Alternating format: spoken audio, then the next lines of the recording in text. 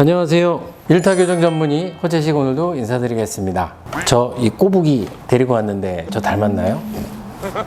이거 어디서 나신 거예요? 저희 와이프랑 저희 딸이 막 이렇게 이것저것 보다가 갑자기 이거 저 너무 닮았다고 막 히히 깔깔 막 대더니 막 사진을 찍어서 나한테 보내줘서 기분이 좋기도 하고 나쁘기도 하고 그래서 직원들한테 이제 보여줬더니 직원들이 선물로 사줬어요. 닮았다고. 닮았나요? 제가 원래 별명은 가필드였어요.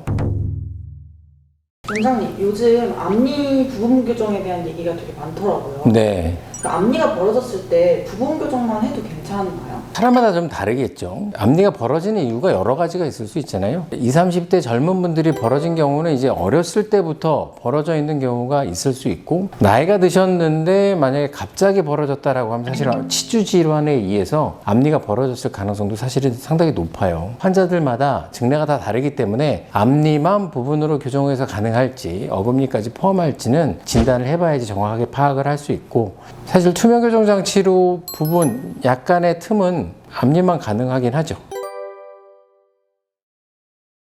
일단은 교합이 좋은 분이죠. 대부분 다 이제 앞니가 벌어진 분들은 첫 번째 가장 중요한 이유 중에 하나는 사실 외소치, 치아의 크기가 작은 치아들이 포함되어야 되는 그 사이즈가 작다 보니까 틈이 생기는 사람들이 있고요. 그런 사람들은 사실 교정만 해가지고 해결하기 어려운 경우도 있어요.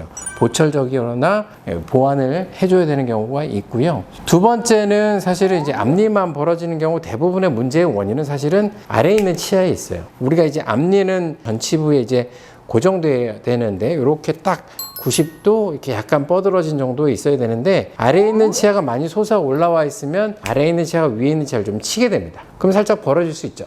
이런 경우에 치료의 포인트는 아래에 있는 치아가 때리기 때문에 아래에 있는 치아를 내리는 작업이 굉장히 중요합니다. 그게 키포인트예요. 그런 환자들은 조금 있죠. 전체 환자의 전체 명수를 따졌을 때 아주 많다고 보기는 좀 어렵죠. 부분 교정이랑 전체 교정을 고민하시는 분들도 계신 것 같은데 네. 기간이나 비용 차이가 좀 크게 나요?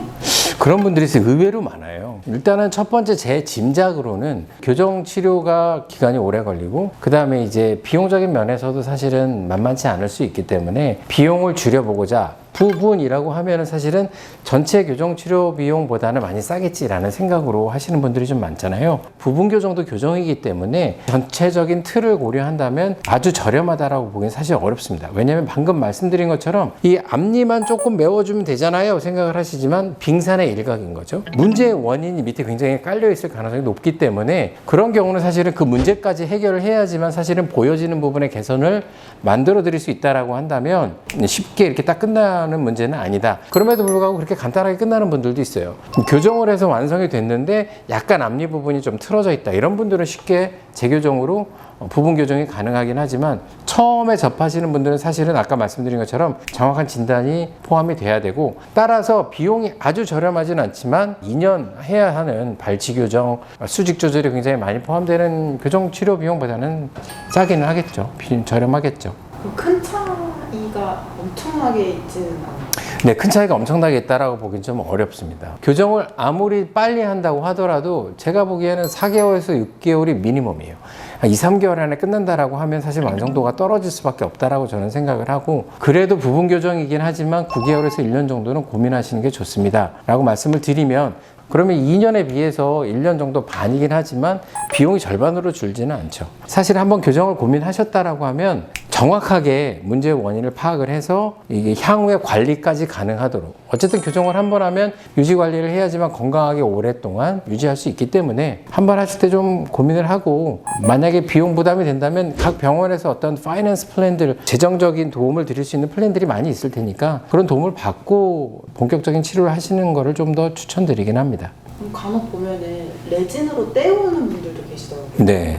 어차피 다시 해야 하는 거죠. 꼭 그렇지는 않고요. 아까 말씀드린 것처럼 외소치, 치아가 사이즈가 작은 경우는 사실은 교정의사가 키울 수 있는 능력은 없잖아요. 크기의 차이가 있는 경우에는 한쪽 치아의 크기를 키워줘야 되니까 레진이라는 치료가 필요할 수도 있는데 다이아스테마라고 해가지고 위에 있는 치아의 중절치 사이에 틈이 보이는 그런 경우에는 사실은 잇몸 질환적인 면에서도 도움이 되지 않고 재발 위험도 많고 부착된 레진이 떨어질 가능성도 높고 착색될 가능성도 되게 높습니다. 그래서 레진 치료가 사실은 사실은 비용이 아주 비싸지는 않아요. 그런데 의사가 들어가야 되는 수고가 굉장히 큽니다. 치아면에 뭔가 붙여야 되잖아요.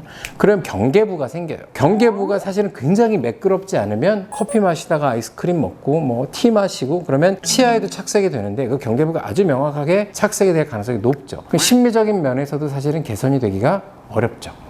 따라서 그런 경우는 교정으로 클로즈를 하고 유지 관리를 하는 게 맞고요. 앞니레즈는 비추.